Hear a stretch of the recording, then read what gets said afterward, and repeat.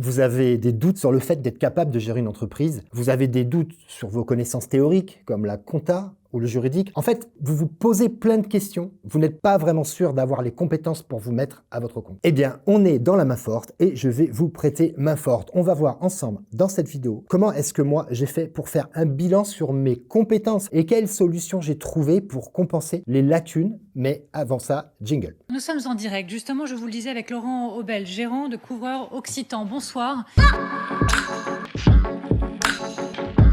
Près de Toulouse, le gérant d'une PME a choisi, lui, d'exaucer les vœux de ses salariés. Il n'y a rien de plus normal que de se poser des questions avant de démarrer. Il n'y a rien de plus normal que d'avoir des doutes. Moi aussi, j'ai eu des doutes. Évidemment, tout le monde a des doutes. Je suis bien sûr passé par cette phase, car pour ceux qui ne me connaissent pas, j'ai un niveau scolaire qui s'arrête en fait, en gros, en fin de troisième. Enfin non, je suis quand même allé 3 semaines en seconde, mais je crois que ça compte pas. Mais comme beaucoup de personnes dans le bâtiment, donc j'ai pas un super niveau scolaire. Donc, il va être vraiment important de savoir quelles sont vos forces ou vos atouts, mais il va falloir également, ça c'est important, de savoir quelles sont vos faiblesses, on va rester positif, je dirais plutôt vos points à améliorer. On n'aime pas parler de faiblesses, hein, les points à améliorer. Alors, pour imager cette vidéo, comme je ne vous connais pas personnellement, je vais plutôt travailler, enfin, je dirais que je vais prendre un exemple que je connais bien, puisque je vais me servir de moi-même. Je vais vous montrer comment, avant de démarrer ma propre entreprise, j'ai fait un espèce d'état des lieux de mes compétences. Donc, j'ai fait un état des lieux des compétences que je n'avais pas et qu'il allait falloir que j'acquière. Alors, voilà comment j'ai fait. J'ai tout simplement fait une liste. Et je vous engage d'ailleurs à faire la même chose. Vous prenez en fait une simple feuille de papier. Hein. Vous tracez un trait, soit au milieu, soit enfin comme vous voulez, mais vous faites un trait. Et d'un côté, vous mettez les qualités que vous avez, et de l'autre, les qualités qui vous manquent, ou les qualités que vous avez à travailler. En ce qui me concerne, voilà quelles étaient mes qualités. Bon, je savais que j'étais plutôt un bon ouvrier et que j'avais des compétences techniques nécessaires pour me mettre à mon compte. Pas de problème, c'est déjà pas mal. Disons que je savais bosser avec mes mains, ça je savais faire. Qu'est-ce que j'avais d'autre comme qualité?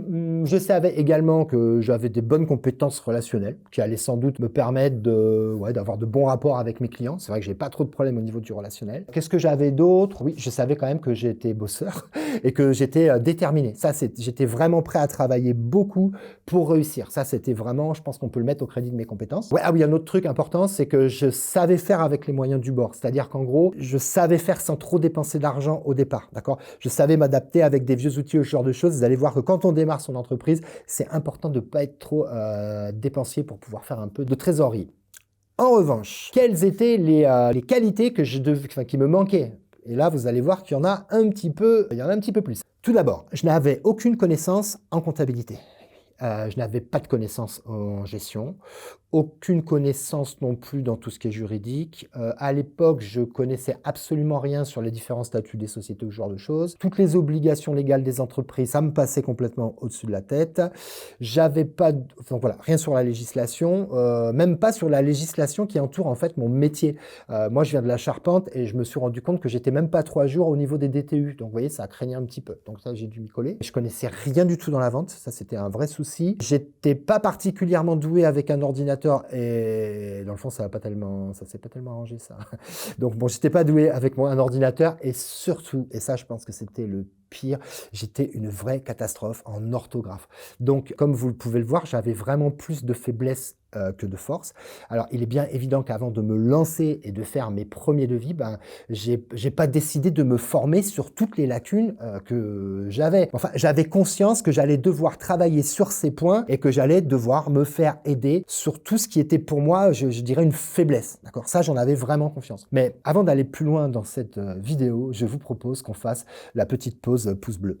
Parce que si vous n'avez pas encore liké cette vidéo, je vous invite à le faire maintenant parce que si je le dis pas là, après je l'oublie à la fin. C'est bon, c'est liké? Allez, on y retourne. Si je prends l'exemple de la comptabilité, alors c'est assez facile bien sûr puisqu'il suffit de prendre un expert comptable, vous allez me dire. Mais en fait, si vous vous intéressez pas à minima à la comptabilité, votre expert comptable, il va vous parler une langue que vous comprenez pas. Alors, si vous avez un expert comptable qui est pédagogue, il prendra le temps de vous expliquer. Mais personnellement, je me suis également procuré quelques bouquins et j'ai regardé quelques vidéos pour comprendre ce qu'était un bilan, une trésorerie, une marge, un compte de résultat, etc. Prenons maintenant vraisemblablement l'exemple l'exemple que j'aime le moins parce que j'avoue que j'en suis pas très fier, mais j'avais un vrai problème avec l'orthographe. Donc peut-être que ça arrive également à certains parmi vous. Donc pour moi, c'était vraiment un problème, c'était vraiment ma bête noire. Je voulais bien évidemment pas envoyer des devis remplis de fautes d'orthographe, mais en même temps, ça faisait 40 ans que j'étais nul en orthographe et j'allais pas régler le problème en 2 temps, 3 mouvements. J'ai donc pris la décision dans un premier temps de faire relire mes devis par quelqu'un de mon entourage, de manière à ce que les clients ne me jugent pas sur ce point-là. Tout le monde peut faire des fautes d'orthographe, mais vous avez forcément autour de vous des solutions, et envoyer des devis avec des fautes d'orthographe, c'est